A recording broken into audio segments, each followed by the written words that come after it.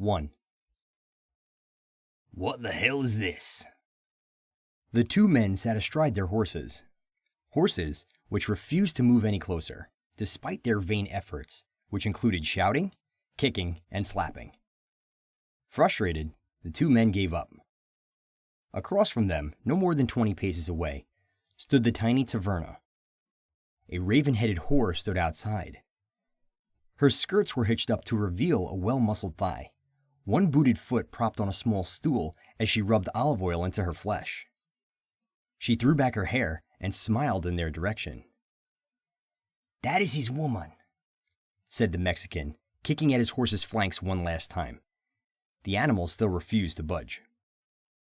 "Damn it, if she ain't the prettiest damn thing I've seen in a month of Sundays," drooled the man beside the Mexican. He sucked at his teeth. "How old would you say she is?"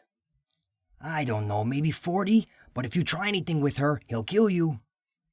"He'll try." "If he's inside, he'll kill you." "Well, we'll just have to see about that, won't we?" The man eased himself from the saddle and dropped to the ground. Hands on his hips, he stretched his back, the long gray coat hanging open to reveal 2 revolvers at his belt, butts pointing inwards.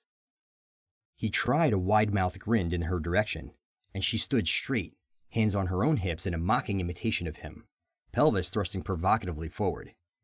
He cackled. "Shoot, she's flirting with me, Sanchez." "She's playing you for a fool, Root." "Nah, I think she likes what she sees." Root rolled his shoulders and strolled nonchalantly towards her, pulling out a tiny cotton bag from his right vest pocket. From the other, he produced a cigarette paper, trickled tobacco from the bag along it, drew the bag shut with his teeth, and put it away. Running his tongue along the edge of the paper, he rolled it expertly and tightly and popped it into the corner of his mouth.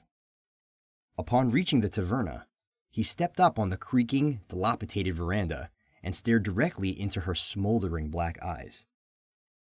"My, you sure is pretty." "Gracias," she said. "What's your name?" "Maria." "Yeah, of course it is." She pulled out a long match from somewhere amongst the folds of her skirt and ran the head along the wall adjacent to the door. It flared into life. Cupping the flame with her hands, she offered it to him, and Root obliged, leaning into her, lighting his cigarette. He inhaled deeply, the paper sizzling as the dry tobacco smoldered brightly.